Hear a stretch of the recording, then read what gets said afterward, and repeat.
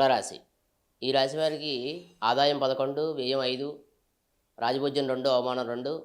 ఈ రాశి వారికి విశేషమైనటువంటి ఊహించని విధంగా మంచి లాభం చేకూరే అవకాశం ఉంది.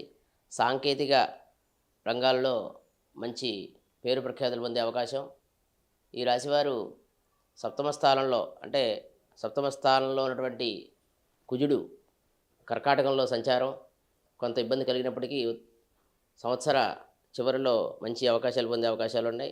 అలాగే భూములు, పొలాలు కొనే అవకాశాలు ఉన్నాయి. తీర్థయాత్రలు, ప్రత్యేకించి విదేశీయానాలు, అట్లాగే కేతువు వ్యయ సంచారం తర్వాత లాభస్థానంలో వల్ల విశేషమైనటువంటి దైవభక్తి, వేద విద్య పట్ల అభిమానం పెరగడం, వారికి సహాయం చేయటం జరుగుతుంది.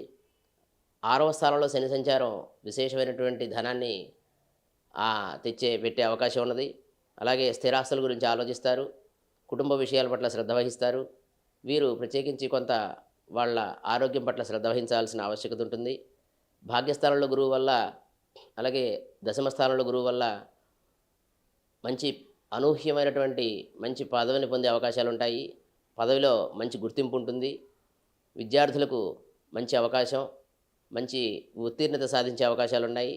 వ్యాపార విషయాల్లో కూడా కొంత ఇబ్బంది కలిగినప్పటికీ కూడా అభివృద్ధి చెందే అవకాశాలు ఉన్నాయి.